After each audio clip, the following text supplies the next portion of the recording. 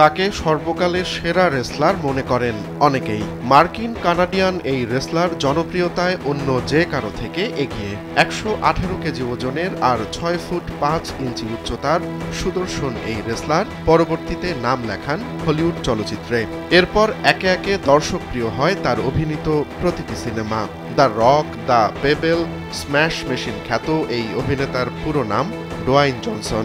সম্প্রতি বিশালদেহী এই অভিনেতা নিজের ওজন প্রায় ৬০ পাউন্ড কমিয়ে ফেলেছেন। এবার ৮২তম ভেনিস চলচ্চিত্র উৎসবে নতুন লুকে হাজির হয়েছেন তার ভক্ত ও অনুরাগীদের সামনে। নিজের অভিনীত নতুন সিনেমা দ্য স্ম্যাশিং মেশিনে MMA ও UFC কিং মেকার মার্ক কেরের ভূমিকায় অভিনয় করেছেন ডোয়াইন। স্যান্ডেলিনা সো, রূপচর্চায় আভিজাত্য।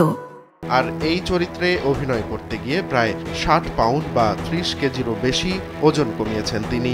ডোয়াইনকে তার পেশিবহুল শরীরে দেখতে ভক্ত ও সমর্থকরা অভ্যস্ত হলেও এবার তিনি হাজির হয়েছেন সম্পূর্ণ মেদহীন শরীর নিয়ে। সামাজিক যোগাযোগ মাধ্যমে ভাইরাল হওয়া এক ভিডিওতে ধরা পড়েছে তার এমন চমকপ্রদ ট্রান্সফরমেশন।